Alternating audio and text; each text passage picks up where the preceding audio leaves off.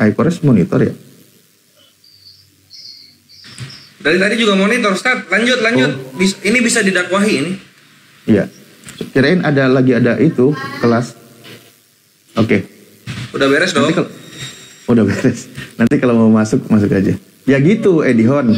Karena kan semalam itu saya ngobrol dengan dia juga bahwa Edihon ini kalau nggak salah kan sudah kepala 3 lah hampir ya. Saya itu kaget juga dengan teman-teman Kristen, ternyata sudah puluhan tahun pergi ke gereja, tapi tidak pernah dikenalkan kalau Yesus itu adalah sebagai hamba Tuhan. Begitu kita buktikan ayatnya, ternyata memang ada. Kalau Yesus itu adalah hamba Tuhan. Maka kalau demikian, di dalam Al-Quran pun demikian.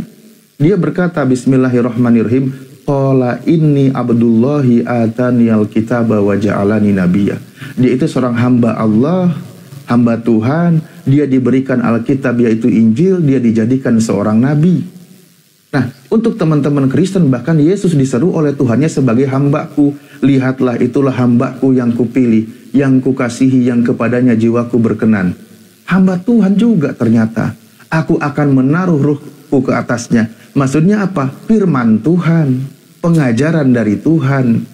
Karena firman Tuhan itu juga bisa dimaknai sebagai ruh. Kenapa dimaknai sebagai ruh? Menggunakan kata ruh, mari kita simak.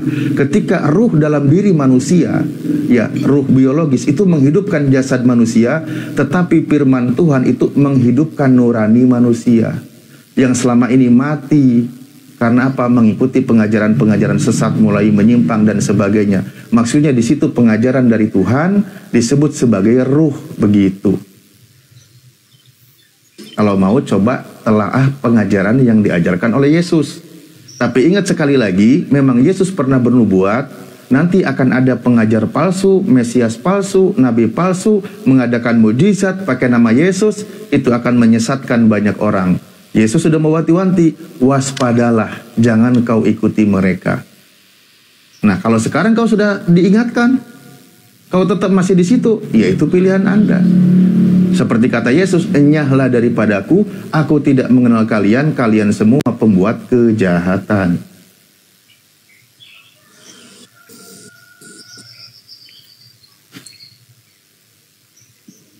Ya, Bang Edihon? Iya, tapi kan begini Bang. Ya, harus ada tapinya, silakan. Harus lah. Kalau nggak pakai tapi nanti diskusinya berhenti, selesai. Gimana? Bukan karena itu kan kita harus menjelaskan juga sesuai dengan pengetahuan yang diajarkan Kristen selama kita mulai dari lahir sampai sekarang, begitu Bang. Betul, silakan. Jadi begini Bang, kalau di gereja ini kan diajarkan dia, kalau oleh pendeta-pendeta lah kita bilang,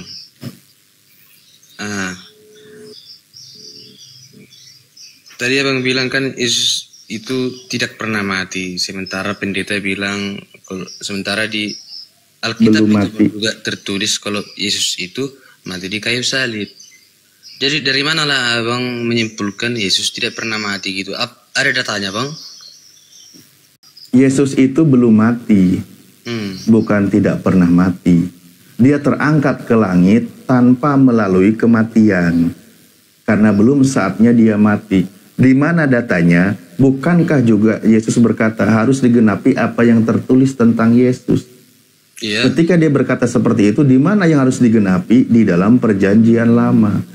Sekarang, nubuatan tentang Yesus di dalam perjanjian lama, Yesus itu yang dihukum atau menonton orang yang dihukum. Kalau kita buka Mazmur 91, Yesus itu menonton orang fasik yang sedang dihukum dari kejauhan.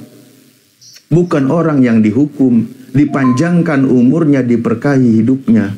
Coba kau baca satu pasal Mazmur 91 dari 1 sampai selesai. Mazmur 91 ayat berapa Bang?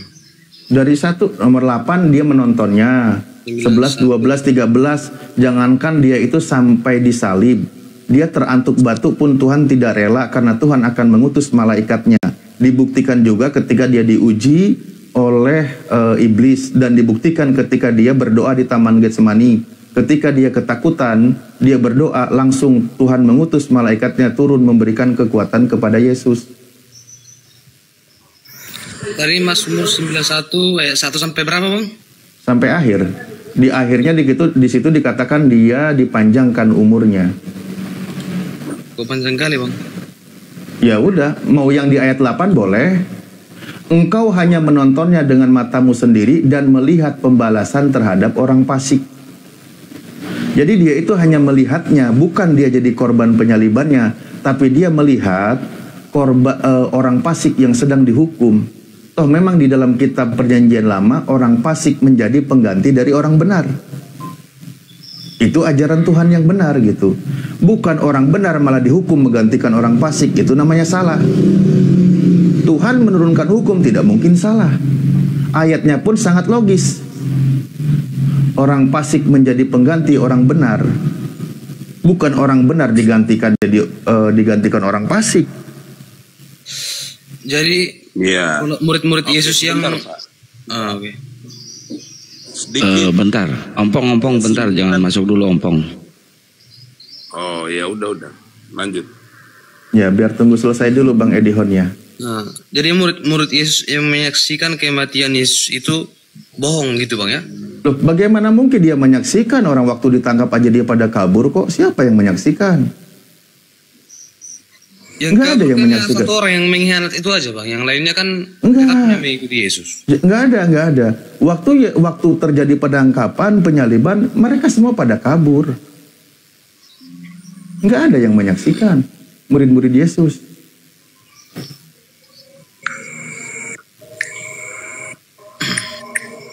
Kenapa? Bahkan justru di dalam kitab Anda, ketika terjadi penangkapan, ada satu orang yang misterius lari dengan telanjang. Dia memakai kain lenan. Siapa dia? Di situ malah rahasianya. Sampai detik ini belum ditemukan. Siapa ini orang yang lari dengan telanjang ini? Ciri-cirinya orang itu Habel. Ciri-cirinya orang itu memakai kain lenan.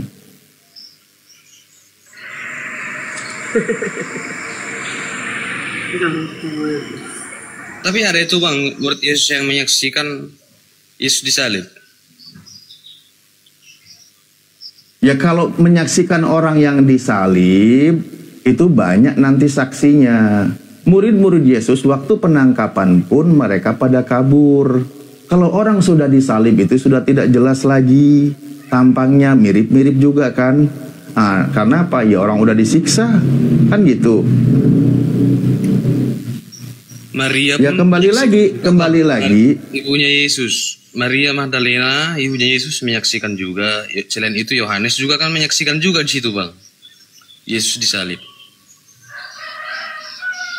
Ya oke, itu silahkan kau akui itu. Jadinya kan berarti di situ Anda memang harus mengikuti pengajaran kalau Yesus itu harus mati digantung di kayu salib. Kan gitu. Boleh saya ngomong Bang sebentar? Ya silakan. Izinkan saya ngomong boleh? Ya. Silakan tuh temannya. Mendengar apa yang disampaikan oleh Bang Alif ya. Saya pikir bahwa bagaimana bisa Yesus yang menyatakan sendiri tentang kematiannya dan itu disaksikan, itu adalah peristiwa yang pada akhirnya menjadi peristiwa yang sangat menggemparkan di waktu itu.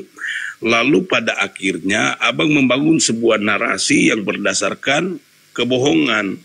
Dan ya udah, Mazmur 91 berarti bohong kalau gitu Pak. Narasi yang Abang bangun itu pada akhirnya itu narasi yang secara tidak langsung Allah sendiri yang pada akhirnya menjadi tokoh utama dalam kebohongan itu. Contoh, kenapa saya berani katakan Allah sendiri? Ketika Mazmur 91 itu berarti kebohongan kan? Bagaimana bisa Allah sendiri yang menggantikan yang disalib, terus dia tidak jelaskan siapa yang disalib? Lah itu dijelaskan oleh Kristen namanya Yesus. Bagaimana kalian ini? Kami meyakini Yesus. Maksudnya Anda kembali ke Al-Quran, yang sosok yang digantikan gitu. Iya, terus? Abang punya maksud gimana? Ya udah, Al-Quran menyebutkan yang disalib dan dibunuh itu adalah orang lain yang diserupakan dengan Nabi Isa, kan gitu? Karena gini, siapa yang digantikan itu? Lah itu, orangnya diserupakan dengan Nabi Isa. ternyata ketika Al-Quran tidak menyebut nama, oleh Kristen namanya pun diserupakan, namanya Yesus. Ya sudahlah. Kok namanya Yesus diserupakan? Bagaimana bisa abang temukan itu? Yang mati di kayu salib menurut Anda siapa? Sekarang gini, Ya, sekarang gini lagi. Nggak, jawab dulu biar kelar urusannya. Yesus kan? Oke, saya bacakan. Itulah sosok Iya. pengganti yang diserupakan dengan Nabi Isa. Kalian sebut namanya. Bukan hanya sosoknya, tapi namanya juga kau sebutkan itu. Memang harus digenapi itu. Kata Yesus, Matius 20 ayat 17-19.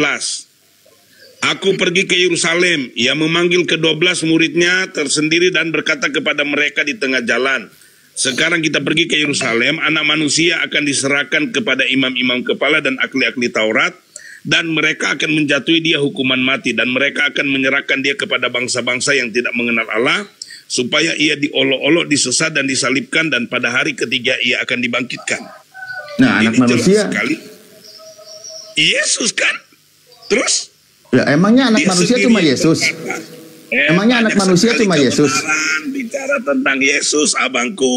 Lah, enggak, saya tanya, emangnya anak manusia cuma Yesus? Abang mau ikuti yang mati selama-lamanya atau yang bangkit dari kematian? Enggak, bukan masalah ngikut-mengikut. Emang anak manusia cuma Yesus? Saya tanya dulu. Ini pernyataan Yesus tentang kehidupannya dia. Kan saya bilang tadi, sosok penggantinya juga akan disalibkan itu. Kan saya sudah bilang. Matius 26 ayat 31-32. Coba baca lagi, itu bicara tentang kematiannya dia dan dia akan bangkit. Bang, iya, itu iman Kristen. Saya sudah bilang peristiwa tadi, Yesus, baik imannya dia mati, Kristen. dia Ini bangkit, kenapa dia naik ke saya surga, dikasih itu dikasih terkonfirmasi. kelonggaran untuk teman-teman Kristen bahwa memang harus mengimani Yesusnya itu mati disalib. Tapi secara Siapa bilang fakta ayat, mengimani, Bang, secara mendukung.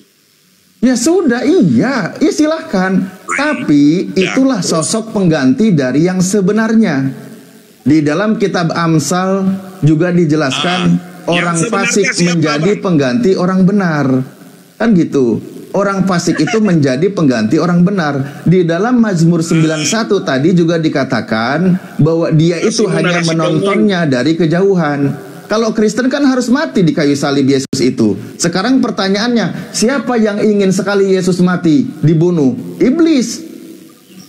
Kata Yesus, bukan kata saya. Kan gitu. Tetapi karena Yesus dilindungi oleh Tuhan, maka dia berkata, maka di dalam nubuatannya, dia itu akan menontonnya dari kejauhan pembalasan terhadap orang fasik. Jangankan dia itu sampai memikul salib, jangankan dia itu sampai digantung, ditumbak perutnya, dipatahkan kakinya, diludahi wajahnya, ditelanjangi tubuhnya, dipaku tangannya. Jangankan seperti itu, yang begitu hina, dina, rendah dilakukan, jangan seperti itu. Terantuk batu saja Tuhan tidak rela. Itulah manusia pilihan Tuhan. Abang dengar baik-baik. Dalam pengajaran Yesus mengatakan begini. Yang bilang Mazmur 91. Keselamatan. Iya, untuk karya keselamatan jelas sekali buat kami. Masuk aja Gores.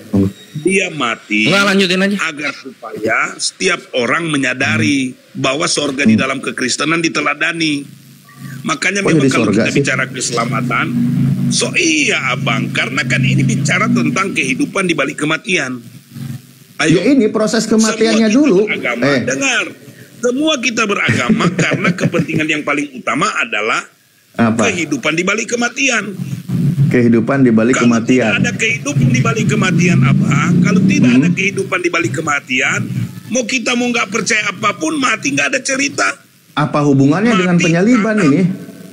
Ini bukan gereja, Bre. Penyaliban itu adalah sebuah keteladanan yang Yesus saya tanya, dalam kehidupan manusia. Yang layak disalib itu penjahat Yesus, atau orang baik? Iya, yang bicara Yesus itu, Bang, dengar. Yang bicara Yesus. Ya, saya tanya dulu. Yesus, yang layak untuk disalib itu penjahat atau orang baik? Penjahat. Apa, Bang?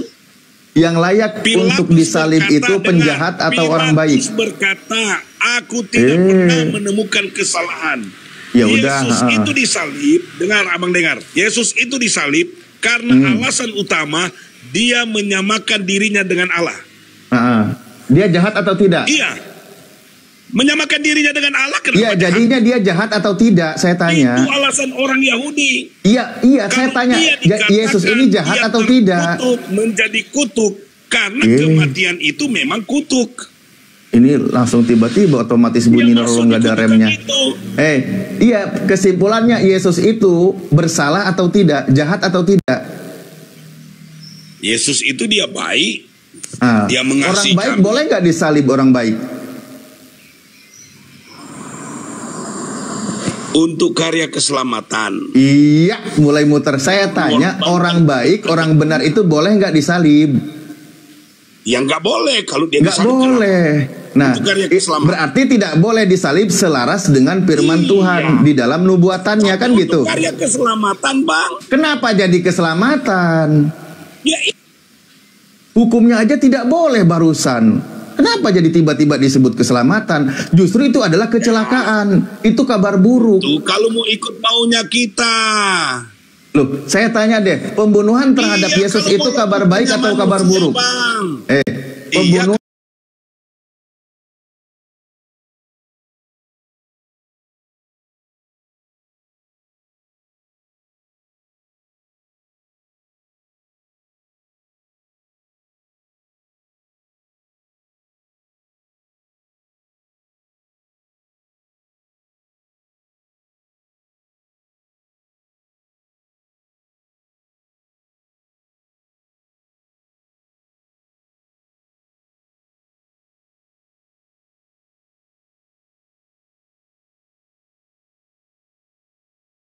Baik atau kabar buruk? Tadi kita sudah tahu dia bukan manusia yang bersalah gitu loh. Iya, itu memang kabar buruk. Kabar buruk. Kabar buruk udah dijawab, kabar buruk. Udah. Kabar buruk. Kalau udah dijawab jangan pakai tapi, Pak. Karena kalau Anda pakai tapi artinya Anda meragukan jawaban Anda sendiri gitu loh. Dengar. Nggak usah didengar. Nggak usah didengar, udah dijawab. Kabar buruk udah. Murid-murid melarikan diri. Nggak usah didengar. Tapi sekarang Kamu udah jawab kabar buruk, nggak mau lagi denger ujungnya.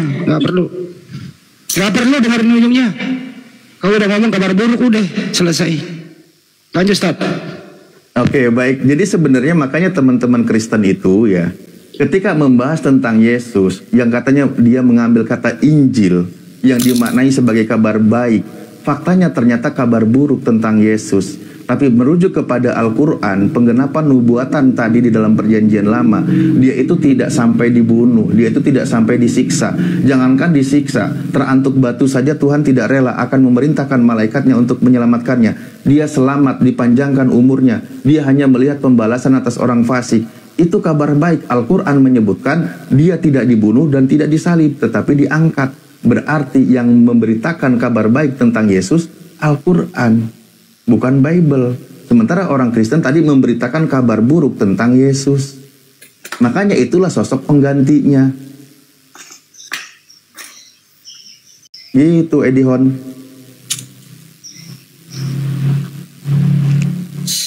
Bertolak belakang, Bang ya? Iya. Secara akal sehat, iman Anda itu bertolak belakang. Itulah kenapa kita mengajak teman-teman minimal kembali kepada pengajaran Yesusnya. Ya, Bang, dan gimana dia menggenapi kita perjanjian lama. Makanya kalau bahas Yesus jangan stop kepada kematian. Bicara juga tentang kebangkitan dan naik ke sorga. Kalau kalian berhenti kepada kematian, kalian framing. Bukan berhenti. Memang waktu dia mati, semua melarikan diri. Tapi ketika dia mati, habis itu bangkit. Apa nggak luar biasa Yesus kami? Enggak sih, enggak aneh. Banyak orang yang mati bangkit. Enggak luar biasa lah.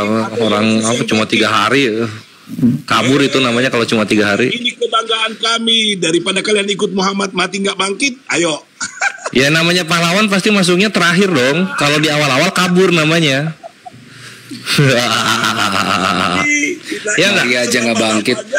Kalian ikuti. Maria aja nggak. Iya dong.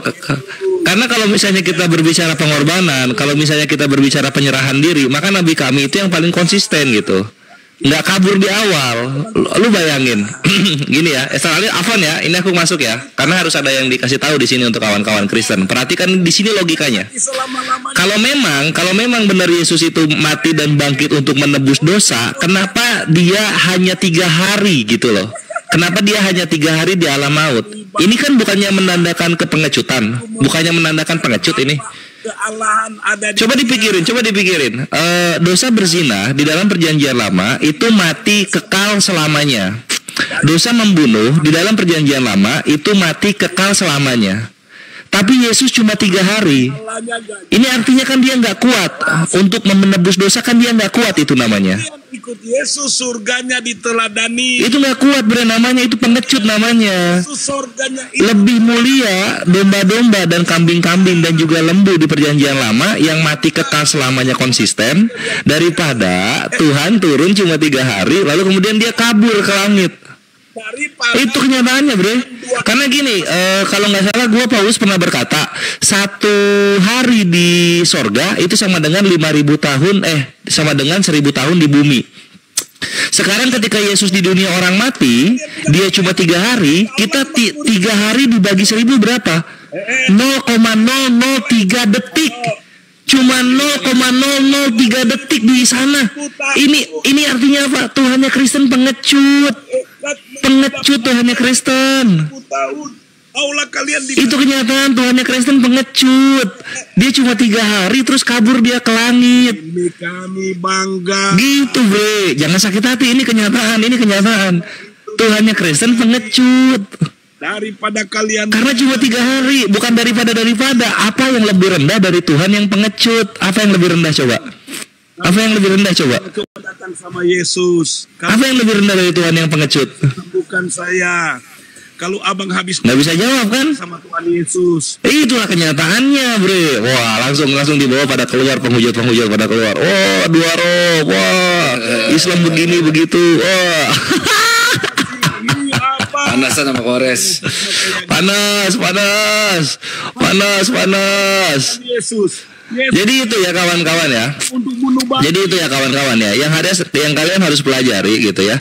Kalau punya Tuhan pengecut, jangan diadu sama Islam gitu. Karena Nabi kami saja menunggu semua umatnya masuk ke dalam surga, baru nanti dia bangkit bersama-sama dengan jasad para mujahid untuk masuk ke dalam surga. Tidak seperti Tuhannya Kristen yang baru 3 hari di dalam neraka, dia sudah minta tolong kabur untuk ke surga. Selamat datang di kebenaran. Inilah kesakitan yang tidak bisa dimaafkan. Mantaps.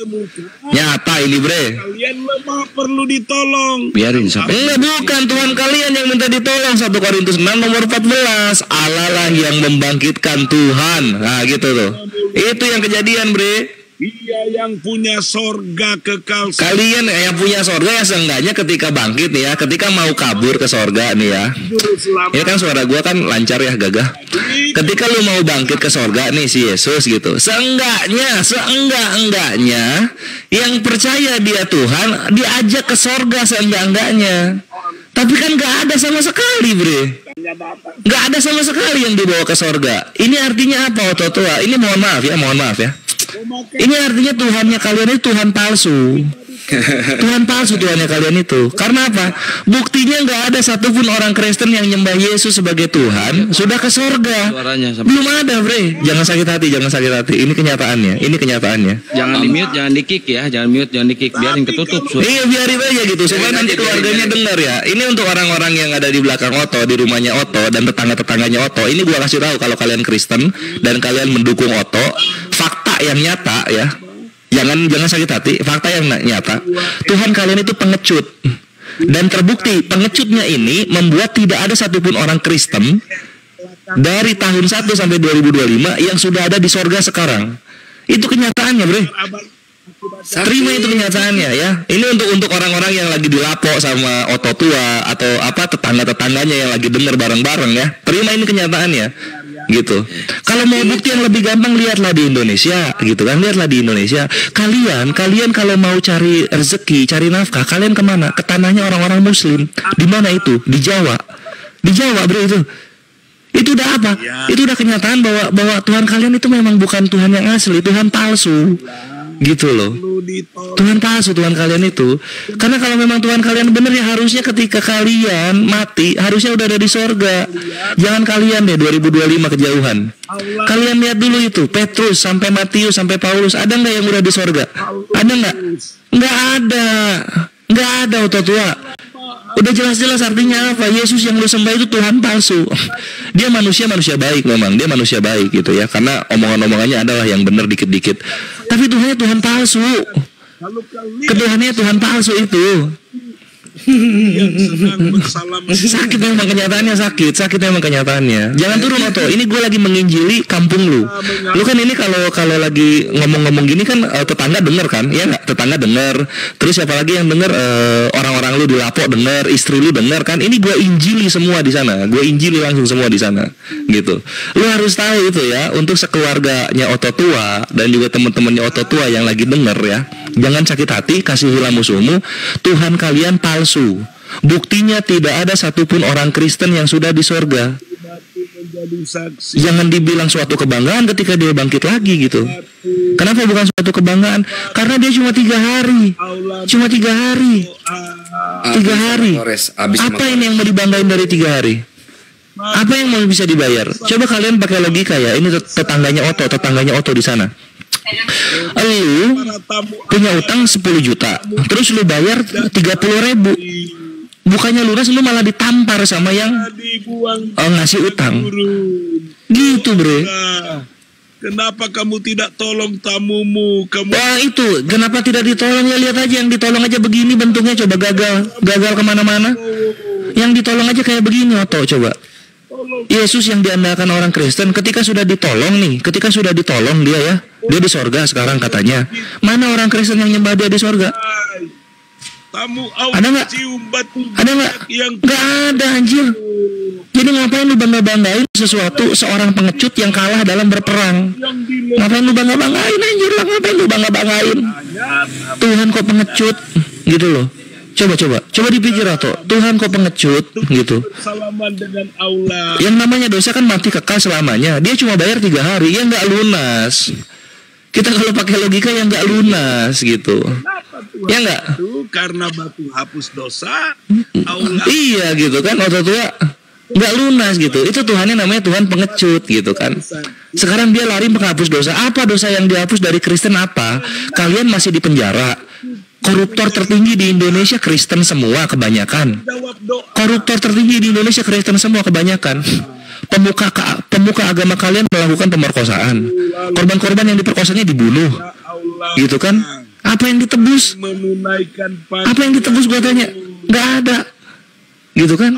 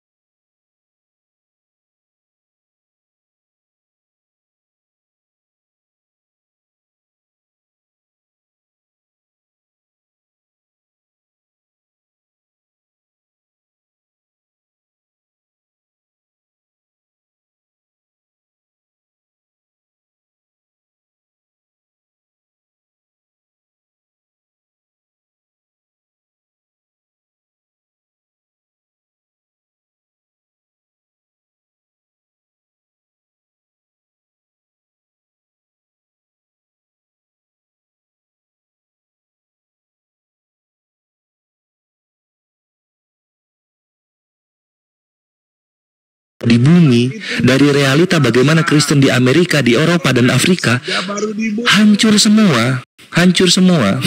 Semua kebejatan di dunia 10 negara tertinggi itu selalu diisi, nggak pernah absen oleh negara-negara mayoritas Kristen. Kenapa bisa begini? Karena Tuhannya gagal menebus dosa. Betul tidak? Bener nggak? Mana yang lebih? Iya bener, memang bener Oto, memang bener.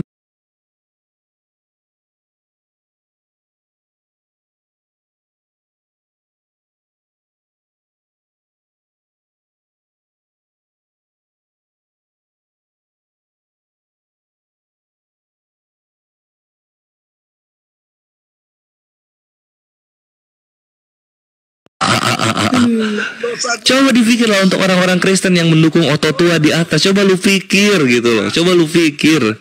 Emang bisa mati kekal selamanya ditebus dengan orang yang mati cuma 3 hari? Ini ada orang mati kekal nih 1000 orang gitu kan. Terus ditebus sama orang yang mati cuma 3 hari. Lu nebus ke siapa? Ke iblis. Lu nebus ke iblis gitu kan. Lu nebus ke siapa ini sampai bisa lunas? Otaknya di mana? Coba dipikir di situ. Itulah kenapa kita lihat bukti. Buktinya apa? Belum ada satupun orang Kristen yang sudah di sorga. Belum ada satupun orang Kristen yang sudah di sorga. Lu mau sembah-sembah ya, lu mau sembah-sembah itu Tuhan lu yang kabur ke langit ya, yang ada kelaminnya, lu mau sembah-sembah itu sampai lu mati, nggak ada satupun orang Kristen yang sudah di sorga, nggak ada, gitu kan? Tuhan kabur. Kemana dia? Oh dia masih ngomong dia.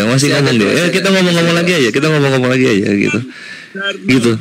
Jadi anjir bayangin Tuhan lu yang memalukan ini, yang menyedihkan ini nasibnya ya, yang tidak menghasilkan apa-apa ketika dia hidup di bumi ya. Perhatikan, ini bisa kesalib sama batu bisa ngapus dosa. Hajar Aswad 1, batu bara 1 di Yesaya 6 nomor 6 sampai 7. Sama batu aja dia apa ya, imbang loh, hasil seri. Coba bayangin itu.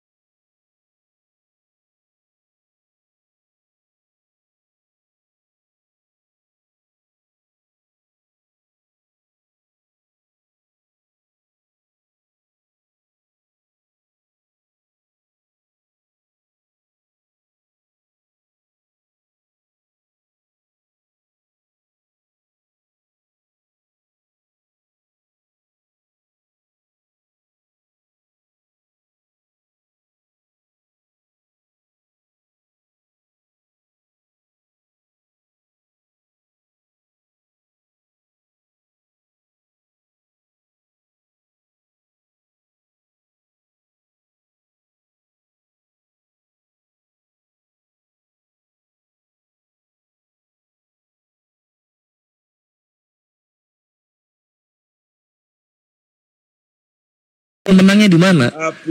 Soal populasi babak belur juga anjir. Geblek anjing, kalahnya berkali-kali bre. Apa yang mau dibanggain? Apa yang mau dibanggain di agama lu anjir? Coba lu bayangin, coba lu pikir pakai otak, apa yang mau dibanggain? Tuhan lu sama berak sapi aja sama-sama bisa ngapus dosa. Tuhan lu disalib ngapus dosa, berak sapi dibakar ngapus dosa. Tuhan lu disalib ngapus dosa, batu dioncop-oncop sama Nabi Yesaya ngapus dosa. Apalah anjir ini? Komedi ini bre, komedi Yunani. Dan ini yang lucu Ikhwan, ya kita kalau main sejarah ya, orang-orang Kristen dia baru belajar cebok pakai air ketika dia perang salib ke tanah Arab. Baru dia ngerti cebok pakai air. Dulu mereka cebok pakai daun. 15 abad mereka cebok pakai daun. Goblok banget ini agama, serius. Oto jangan terdiam Oto. Berdoa lu sama Roh Kudus supaya lu dikasih tenaga lebih jauh. Jangan terdiam Oto. Jangan terdiam. Terus lu di sini biar gua boborin fakta-fakta yang baru. Wabarakatuh, Bang Korek. Waalaikumsalam warahmatullahi wabarakatuh. Oto udah terdiam Oto. Jangan terdiam. Kalau lu diam gue nggak bisa ngeluarin argumen gue. Lu harus ngomong terus. Ngomong lagi Oto. Oh batu hitam, kenapa kau biarkan? Dia bawa gitar kawan. Dia bawa gitar. Oh ini ngambil alat bantu dia. Dia sangka dia Daud pakai kecapi kali. Cuma karena nggak punya kecapi kemahalan, dia pakai gitar 600.000. Ayo lu pakai gitar, gue nyanyi. Coba genjreng gitar ya, gue yang nyanyi. Kenapa kau biarkan? Oke, mantas batu hitam. Ada apa denganmu? Kenapa kau membuat sakit hati para penyembah Tuhan berkelamin? Oh batu hitam, apa kabar saudaramu? Dia nggak tahu gua mute. Batu bara di Yesaya, penghapus dosa. Buka lagi aja. Batu hitam, batu bara, menghapus dosa, seperti Tuhannya di sana. Sayangnya Tuhannya sudah mati dan hanyut, tidak seperti batu masih di bumi. Oh batu hitam, kenapa kamu bikin bete? Penyembah Yesus, batu hitam, Dulu anjir. kenapa kamu bikin bete? Penyembah Tuhan berkelamin batu hitam, deng deng deng deng deng deng. Kenapa kamu bikin betmu? Penyembah Tuhan berkelamin batu hitam. Kenapa kamu bikin bete? Penyembah Tuhan berkelamin batu hitam. Kenapa kamu bikin betmu? Kemana dia itu Enggak, gua turunin dulu maghrib soalnya maghrib. Oh iya maghrib Soalnya nanti naik lagi habis maghrib baru lagi. Oto sabar jangan di maghribnya nyanyi lagi live di YouTube gua. Weh buat teman-teman jangan di Panglima Apologet Islam, Masya Allah, Syukran, Desmi, TB, Moy dan semuanya ya, ada Temi, Beni Arosid, wah mantap keren. Jangan nyanyi. Siapa namanya? Oto jangan dibanting gitarnya ya. Nanti kita nyanyi bareng lagi. Nanti naik lagi habis sholat. Iya. Nanti naik lagi kita. Ya maghrib tahu maghrib. Kenapa kamu buat bete? Penyembah Tuhan berkelamin. Alhamdulillah, bentar lagi maghrib, ikhwan. Kalau ada yang gitu-gitu, oteng yang kayak gituan, kores bagiannya, kores yang maju, tenang aja. Aman di sini, komplit semuanya di sini. Kalau ada yang santun, Ustadz Alif. Aman, ikhwan. Kita itu berani mau tekin Hajar Aswad terus kita lempar ke berhala yang mereka sembah gitu. Sekarang posisinya kalau kita balikin, Oto tua berani nggak ngelempar Tuhannya ke Hajar Aswad? Berani? Berani nggak? Balikinnya gitu aja.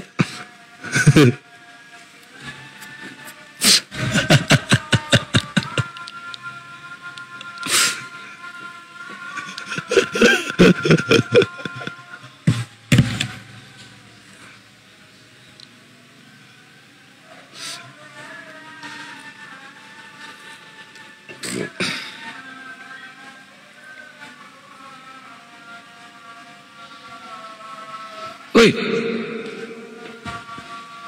tunggu maghrib aja dulu ya, tunggu maghrib dulu.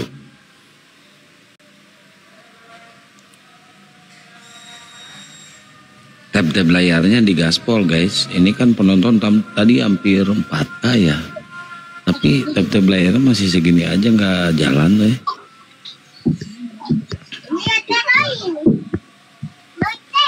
Ini Felix siapa ya?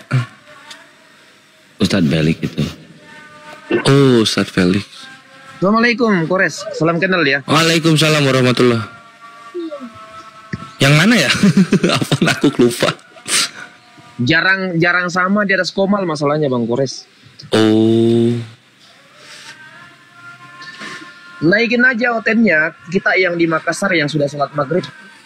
Yang sholat maghrib silahkan monggo.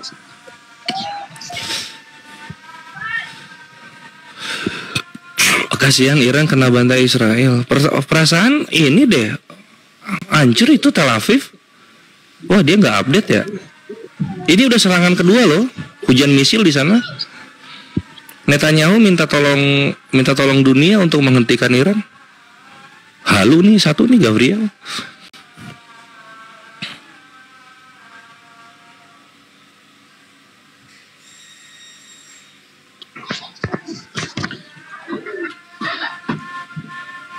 Kalau saya sih Bang Kores biasanya bantai dari bawah saya, Bang Kores. Oh gitu. Di atas aja sering-sering Ustadz Felix. Ya, panggil aja Bang Felix, Bang Kores. Oh iya, aman. Ini darah Batak ini Muslim apa Kristen? Darah Batak, dibuka mute-nya.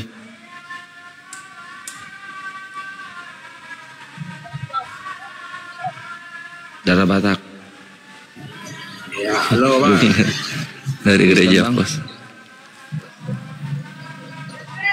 Bang, Muslim apa Kristen, Bang? Muslim Bang, Muslim. Kepencet tadi. Oh, siap. Muslim lah itu kan apa daerah Timur Tengah apa bendera mana itu yang Libanis ya Libanon. Dia kan namanya darah Batak. Tapi emang nggak semua Batak Kristen sih, mayoritas malah Islam.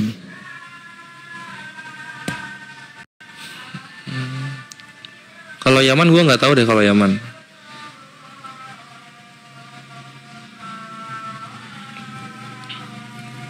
La ilaha illallah Muhammadur Rasulullah sallallahu alaihi wasallam.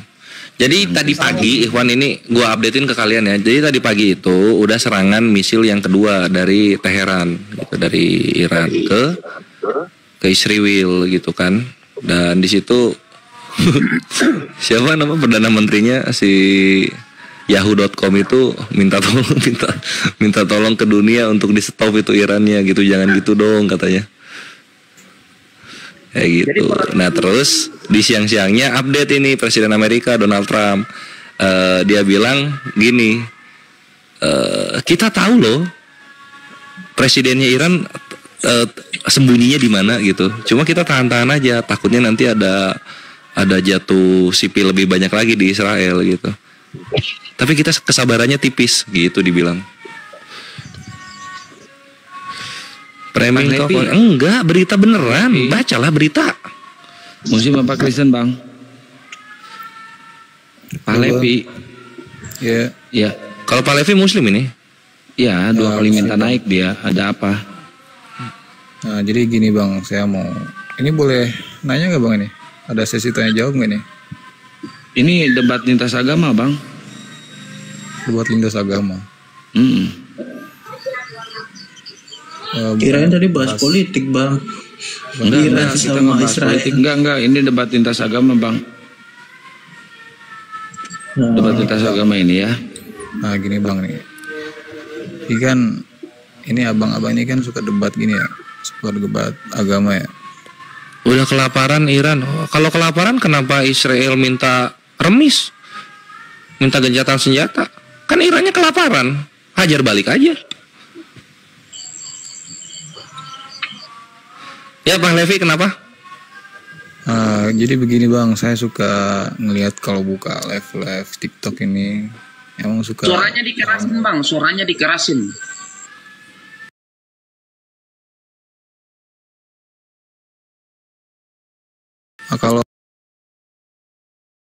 Kalau di live TikTok ini kan Bang, kedengeran ya, suka rame. Terus apa pertanyaannya? Saya pernah tanya ke satu ulama, Ustadz, saya nanya, Ustadz, ini di TikTok ini banyak sekali yang suka debat-debat agama begitu. Nah, aduh, masalah debat ini ya larangannya. Tunggu dulu Bun, biarin dulu dia beres. Gue belum dapat poinnya. Nah, saya nanya gitu. Kemudian si Pak Ustadz ini jawab, Rasulullah itu gak suka debat gitu. Nah, kemudian saya pernah nanya juga ke salah satu pendebat, kenapa sering banget gitu debat agama sama agama lain gitu. Kata dia, salah satu alasan dia kenapa debat agama sama agama lain sampai cekcok begitu, karena biar ini Bang, biar apa? Yang pertama dia ledang pahala katanya buat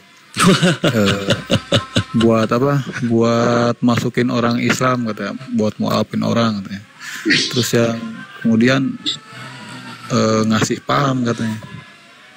Nah, oke. Terus pertanyaannya Pak Levi apa? Nah, sebenarnya saya pengen tahu gitu dari sumber yang lain, kenapa abang-abang ini banyak sekali yang salah satunya abang ya, Iya. buka forum debat agama kayak gini. Oke. Motivasinya Ini kalau nanya ke gua beda sama yang lain, Bre. Kalau tadi yang Santang, yang lain kan debat, sama yang tadi ditanyakan itu debat, itu kan debat-debat. Kalau gua enggak, gua ini ngehajar penghujat Islam gua. Gua bukan debat gua. Gua orang ada yang ngehujat Islam gua hajar. Kalau orang mau bilang itu debat, itu diskusi, gua nggak peduli. Di niatan gua ngehajar, gua nyiksa, gua bantai itu penghujat Islam pakai argumen. Gua ini mugof, mujahidin Ghazwul Fikr, tentara perang pemikiran gitu. Nah terus kalau gua komentari tadi misalnya ada nanya ke alim ulama yang bilangnya Rasulullah itu menghindari perdebatan, dilihat dulu asbabun wurudnya gitu loh. Lu lagi nongkrong terus lu buka topik yang ngedebat, itu nggak guna gitu. Tapi perhatikan banyak asbabun nuzul di surah-surah Al-Qur'an yang dimana itu Nabi berdebat dengan orang Yahudi dan Nasoro. Terus gua sholat dulu ya. Iya sok. Ada itu. Contoh misalnya ketika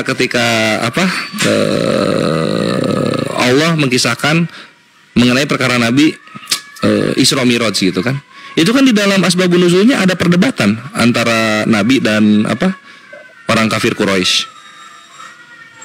Lalu kemudian yang soal di surah apa itu ya lupa, yang mengkisahkan tentang orang-orang Nasoro debat dengan Nabi sehingga berujung kepada bermuhabalah. Tapi Nasrani Najrannya kabur, dia nggak berani. Itu kan debat dulu awalnya. Gitu. Jadi debatnya dilihat dulu gitu. Debat karena mempertahankan akidah karena kita diserang duluan, atau memang debat ya karena iseng-iseng belaka. Nah ini juga pemasukan buat muslim ya, yang buka room. Lu tuh buka room itu niatnya jangan iya kita debat aja ini santai supaya ngisi waktu luang, bangke. Lu kalau misalnya buka room buat dialog, lu niatin jihad gitu. Karena gini ikhwan, mungkin ke Pak Levi belum ada yang curhat. Dan yang alim ulama tadi, dia bisa ngomong kayak begitu karena dia belum ngerasain satu keluarganya murtad dari hidupnya. Dia belum ngerasain itu. Bang, sorry motong ya? dulu Bang ini.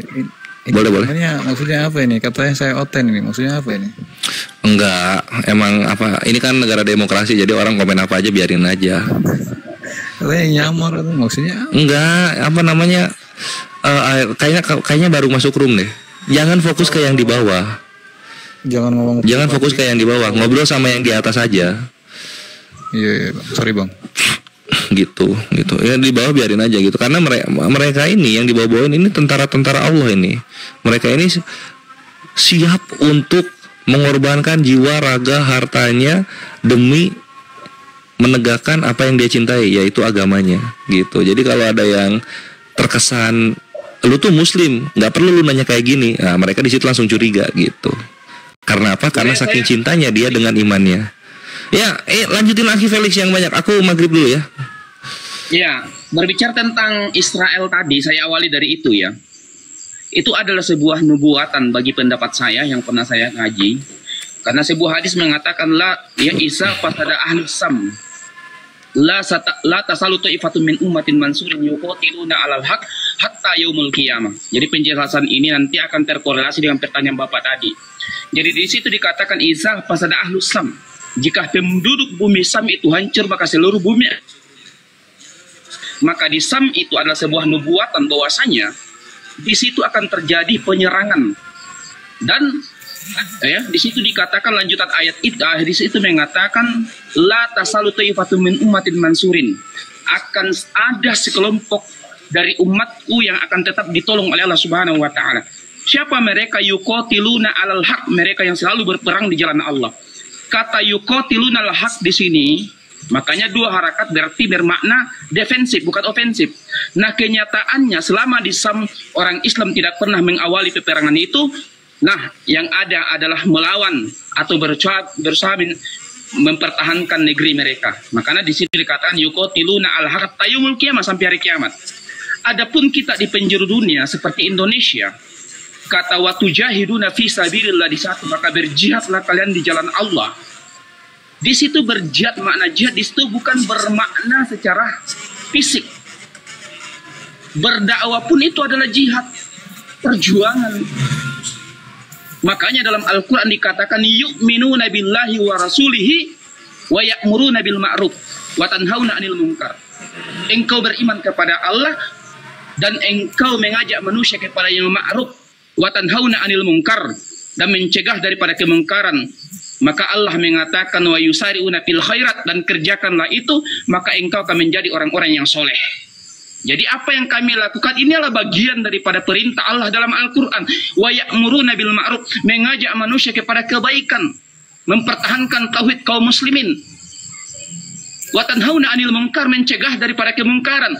Kemungkaran itu Bang, bukan hanya mabuk-mabukan, bukan hanya main judi, bukan hanya bersinah, tapi kemungkaran yang paling besar adalah mempertuhankan makhluk, yaitu manusia. Makanya dalam Islam dikatakan inna syirka la zulmun azim, kesirikan yang paling besar adalah mempersekutukan Allah Subhanahu wa taala. Wa minan nasi may yattahizu min dunillahi andada yuhibbunahum kahubbillah. Di antara manusia ada yang menyembah Allah tapi menyembah tandingan-tandingan Allah, maka tugas kita lah untuk menyelamatkan mereka, karena agama kita adalah agama syiar. Begitu pula dengan Kristen.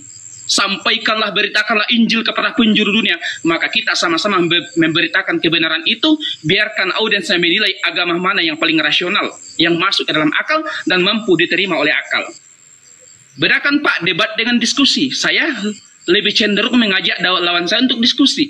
Tapi kalau mereka menentang debat, ayo kita debat dengan menggunakan dua referensi, yaitu Al-Quran dan Bible. Kita buktikan agama mana yang paling rasional dan siapa sebenarnya Tuhan yang benar. Jadi kita hanya menjalankan perintah Al-Quran dan melanjutkan risalah tauhid yang diajarkan oleh Rasulullah Sallallahu Alaihi Wasallam. Dalam Al-Quran dikatakan walaqad ba'asna fi kulli ummatin rasulan an i'budullaha wa jtanibut taghut. Tidaklah Allah mengutus para nabi dan rasul kecuali membawa dua misi, su'budullah, mengajak manusia ya untuk menyembah hanya kepada Allah, sebagaimana Yesus mengajak bangsa Israel sembahlah hanya kepada satu Tuhan. Markus 12:29. Maka sekarang kan tidak ada nabi Pak, tidak ada rasul. Maka tugas kita sebagai hamba Allah dan pengikut Rasulullah untuk menyampaikan risalah tersebut, tentunya tetap mengedepankan akhlak dan etika. Begitu Pak. Apalagi yang mau ditanyakan? Paham sampai di situ Pak? Iya Pak, paham Pak.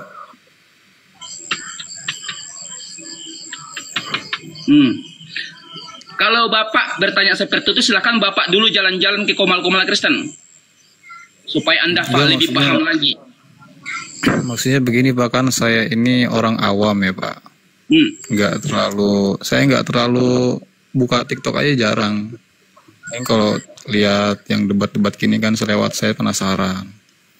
Mereka kan suka debat rame begini, saling sorot.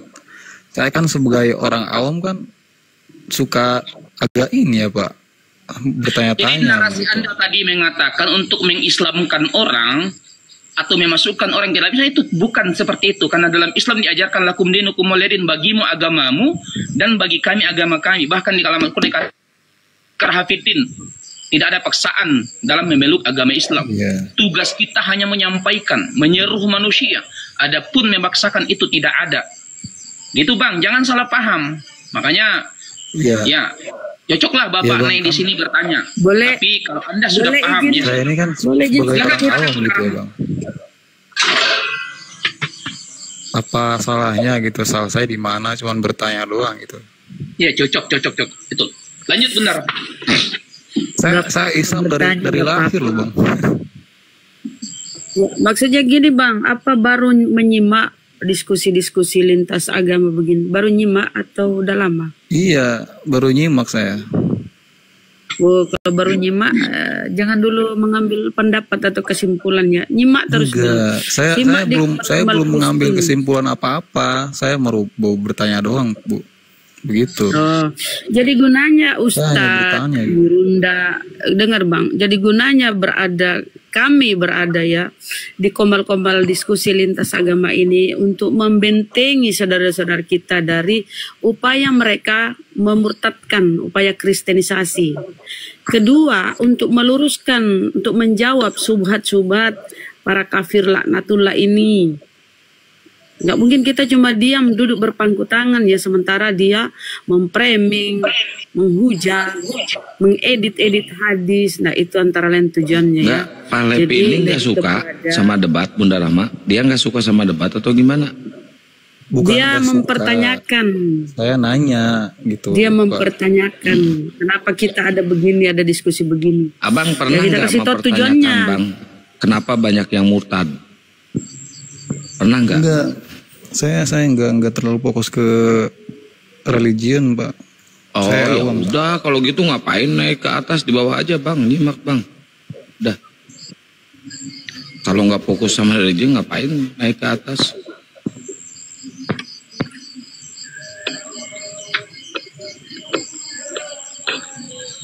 Gitu aja kok repot.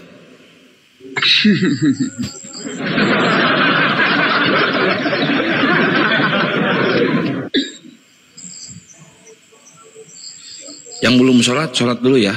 Aku udah. Ustaz Alif mungkin lagi sholat. Bang Kores sholat di Adonai Ehad sama Aimoto. Gampang kok.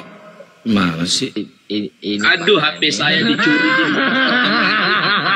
Akun saya. Sepertinya itu yang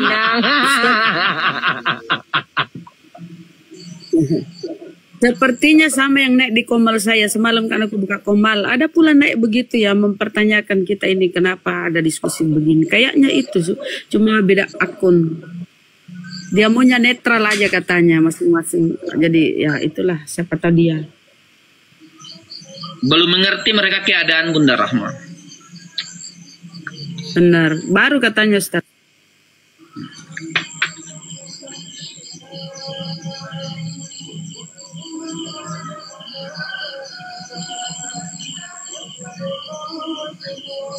Jadi berbagai macam cara dilakukan oleh oten-oten biar dakwah kita, biar diskusi ini disudahi. Banyak mereka melakukan segala macam hal. Bang Felix. Sabar. Allah.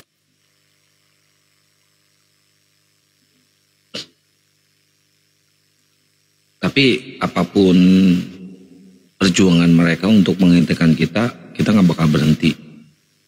Selama istilah-istilah Islam dipakai di Bible, misionaris masih ada, kita nggak bakal berhenti. Kita akan terus berjalan. Jadi seperti yang saya sampaikan tadi Bang Kian Santang, itu ada dalam 1 bulan ini ada 2 perempuan yang menjebak saya, Kristen, yang pura-pura mau masuk Islam lewat saya. Itu diambil nomor handphone, lalu awalnya digoda, lalu disuruh bacakan Amsal yang surat-surat itu. Saya tahu mereka mau rekam, baru mau menjelekkan nama saya. Jadi luar biasa mereka. Jadi mudah-mudahan kita semuanya terhindar daripada fitnah-fitnah sesat mereka.